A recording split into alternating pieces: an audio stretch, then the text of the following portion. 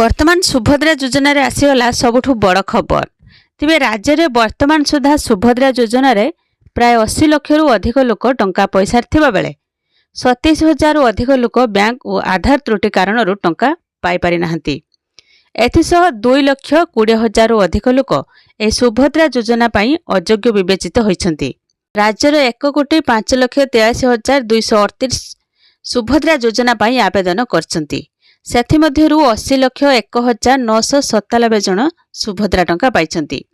तेबे 27,774 जन bank account और आधारगत त्रुटि कारणरू एवं 2,20,259 जन अयोग्य विवेचित हेबा कारणरू टंका पाई पारि नाहंती।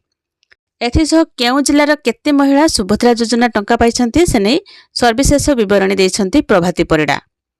तेबे सबुठु बड़ कथा है जे आसंता डिसेम्बर 25 तारिख बड़ दिन में सुभद्रा टंका मिलवाकू जाउछि। ए सुभद्रा योजना अधीन रे तृतीय पर्याय सुधा राज्यर मोट 80 लाख रु ऊर्ध्व हिताधिकारी को 5,000 टंका लेखाए प्रथम किस्त अर्थ प्रदान करा जाइछि। तेबे आगामी 25 तारिख रे चतुर्थ पर्याय हिताधिकारी अकाउंट को एही टंका पठाजिबो। तेबे विभिन्न जिल्ला रे कार्यकारी हेउथिबा सहायक केन्द्रर परिचालना पई कर्मचारी नियोजन को निश्चिंत करने को जिलापाल मानक निर्देश दिया जाइछि। ए सुभद्रा संपर्कित आपत्ति अभियोग सीधा सड़क बा ऑफलाइन ले ग्रहण करागले ताहाको सुभद्रा पोर्टाल ले अपलोड करा जिवो, जहा द्वारा एहार त्वरित समाधान पई सहायक हेबो। आ आपण माने सुभद्रा योजनार टंका पाइछंती कि नाही कमेंट रे जणेबे। जदि सुभद्रा योजनार टंका पाइ नाहंती तेबे डिसेम्बर 25 रे सुभद्रा योजनार टंका मिलिबाकू जाउछि। आपण माने भिडियोटी केउ जिल्लारु देखुछंती कमेंट माध्यम रे जणेबे।